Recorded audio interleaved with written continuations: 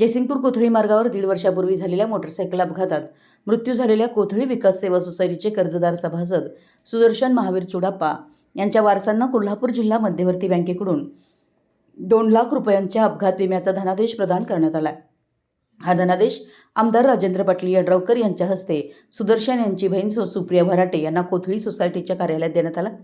या प्रसंगी बोलताना सोसायटीचे चेअरमन धनगोंडा पाटील यांनी सांगितलं की सुदर्शन चुडाप्पा हे सोसायटीचे कर्जदार सभासद होते. त्यांच्या अपघाती निधनानंतर कोल्हापूर जिल्हा मध्यवर्ती बँकेच्या जनता अपघात विमा योजनेअंतर्गत त्यांच्या कुटुंबियांना ही आर्थिक मदत देण्यात येते. या मदतीमुळे कुटुंबाला काही प्रमाणात दिलासा मिळणार असल्याचं त्यांनी नमूद केलं आहे.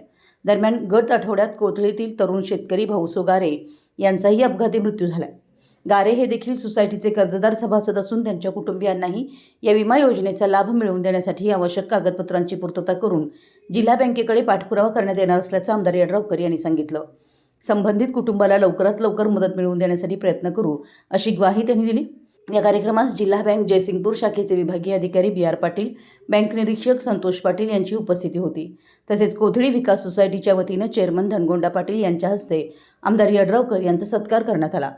यावेळी सोसायटीचे संचालक दिलीप पाटील MD, अशोक बोरगावे, पोपट पाटील, संजय खवाटे, भीमा कांबळे, शीतल बोरगावे, जितेंद्र पाटील, सुरगोंडा हौंजे आदी उपस्थित होते.